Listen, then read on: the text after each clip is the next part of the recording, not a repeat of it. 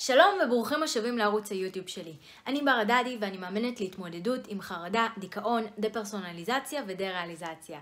והיום בסרטון אני הולכת לדבר על הקשר בין טיק טוק לחרדה. טיק טוק זאת אחת האפליקציות הממכרות ביותר ונרשם אפילו שיא חיפושים בגוגל אחרי האפליקציה הזו בשנת 2021. המון אנשים משתמשים בטיק טוק כדי לצרוך תוכן, לצפות בסרטונים מעניינים, מצחיקים וכו'.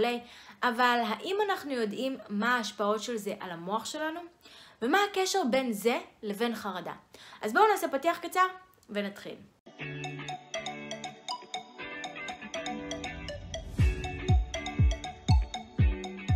אולי כבר יצא לכם לראות את הסרט The Social Dilemma בנטפליקס, שמדבר על איך פייסבוק בעצם יוצרת התמכרות.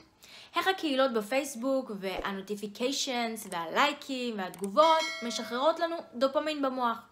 דופמין זה הורמון האושר, שמשתחרר כשאנחנו ממש מאושרים ממשהו. והבעיה עם פייסבוק ורשתות חברתיות בכללי, זה שהדופמין משתחרר בכמויות גדולות ובתדירות גבוהה. דבר שבמציאות לא יכול באמת לקרות ולהתקיים. והדופמין הזה, שגורם לנו להרגיש כל כך טוב, נמצא כאן, בהישג יד. ואז אני רוצה להרגיש עוד את התחושה הזו. ואז הגוף רוצה להשיג עוד מהדופמין הזה. והוא מתמכר לדופמין. לכמויות מאוד גדולות של דופמין. ואז באופן לא מודע אנחנו נתחיל להיכנס לרשתות החברתיות. באוטומט. בלי לשים לב. אפילו כשאין שם משהו מעניין. ואנחנו נגלול עם האצבע עוד ועוד ועוד. ובדרך כלל, מה אתם עושים כשמשעמם לכם? נכנסים לרשת חברתית כלשהי. לפייסבוק, לאינסטגרם, טיק טוק, טוויטר. למרות שאין לכם סיבה מסוימת להיכנס. אתם נכנסים סתם. אתם לא יודעים, אבל בעצם הסתם הזה, זה תגובה מהתת מודע שלכם. וזה מגיע מהחשק לקבל עוד דופמין. וההתמכרות הזו דומה קצת להתמכרות לסמים. כמה פעמים נכנסתם לאפליקציה סתם? למרות שהיה לכם משהו אחר, חשוב יותר לעשות. כמה פעמים נכנסתם לאפליקציה והשתעממתם.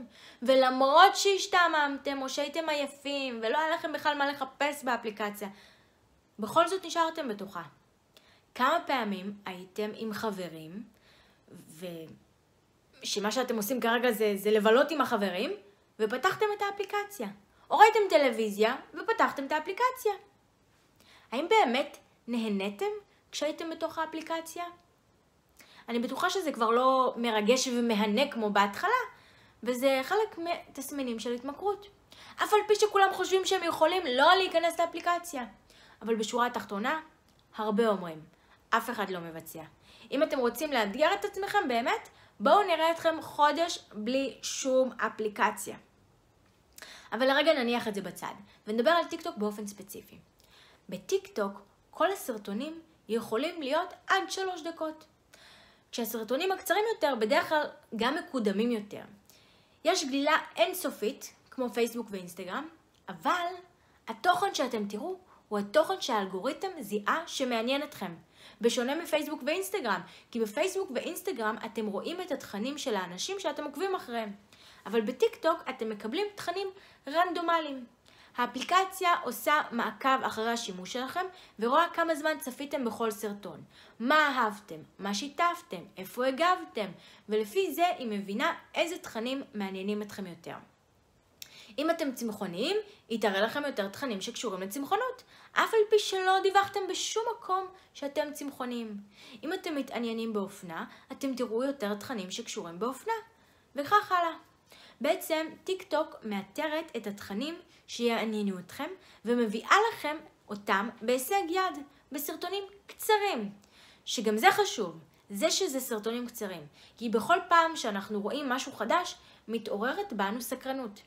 זה לא צריך להיות באיזה הבעת פנים מוגזמת כזו, וואו. זה פשוט אומר שמשתחררים לנו הורמונים מסוימים במוח. וסקרנות זה רגש טוב שאנחנו אוהבים. אנחנו אוהבים להיות סקרנים. כיף לנו להיות סקרנים. אז דמיינו את זה שכל דקה אנחנו סקרנים מחדש.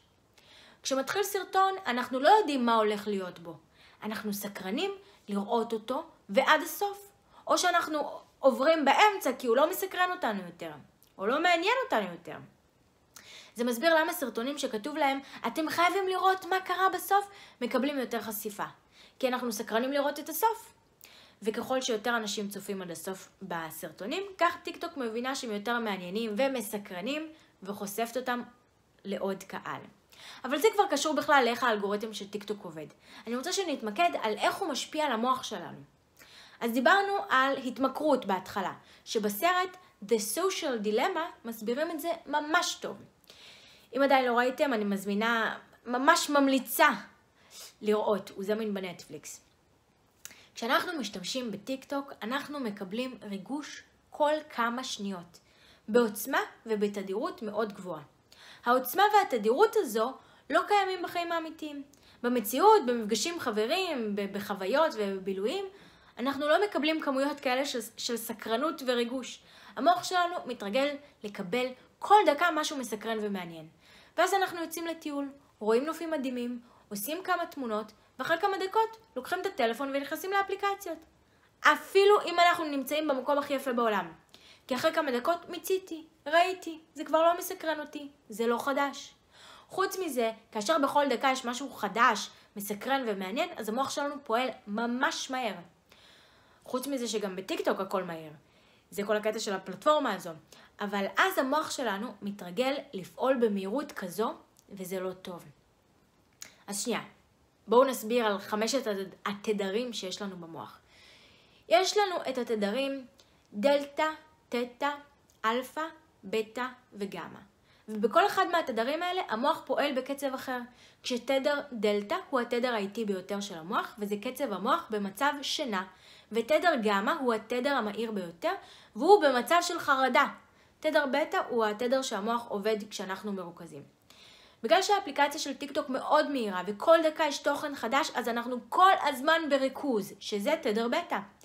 אבל בגלל המהירות של האפליקציה, אז אנחנו קרובים מאוד לתדר גמא, התדר של החרדה. מה שגורם למוח שלנו להתרגל לעבוד במהירות מאוד גבוהה. ואנחנו לא רוצים שהוא יעבוד כל כך מהר, כי המוח שלנו מגיע לתדר גמא, כשהוא מגיע לזה, אז אנחנו מרגישים חרדה.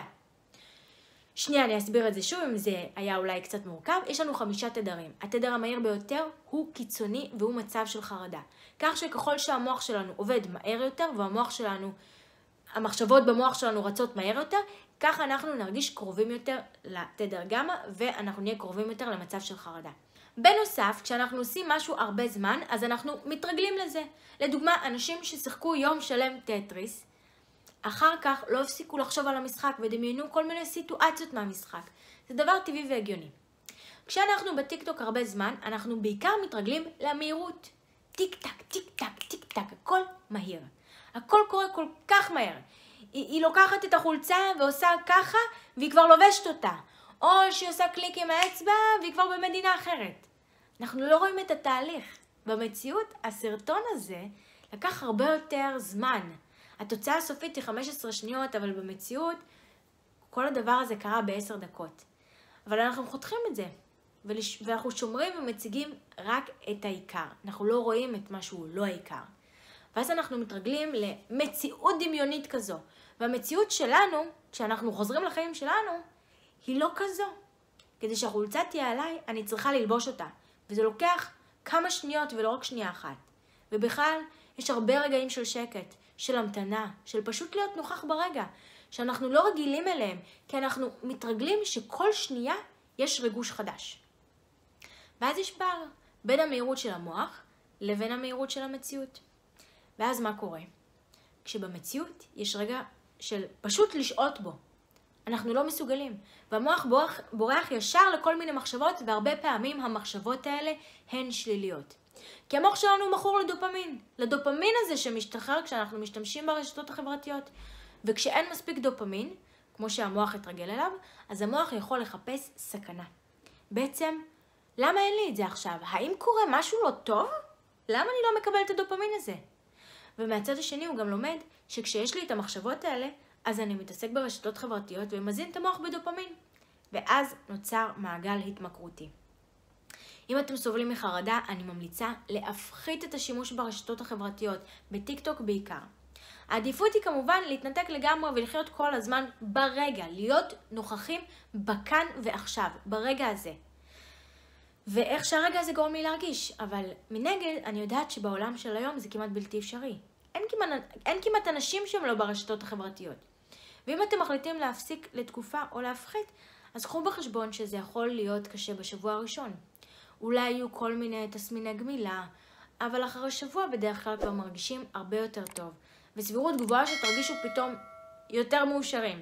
כי תהיו נוכחים ברגע, ותתרגלו שהמוח שלכם יחשוב קצת בקצב יותר איטי, שזה עדיף. וגם יכול להיות שזה יגרום לכם לישון יותר טוב. אם אתם רוצים להתעדכן בתכנים נוספים בנושא חרדה, דיכאון, דה-פרסונליזציה ודה-ריאליזציה, לחצו הירשם כמנוי, כל יום שני עולה סרטון חדש בערוץ. אם הסרטון הזה עזר לכם, לחצו לייק כדי שיוכל לעזור גם לאחרים, ואני מזמינה אתכם להגיב. אז יאללה, נראה אתכם בסרטון הבא. ביי!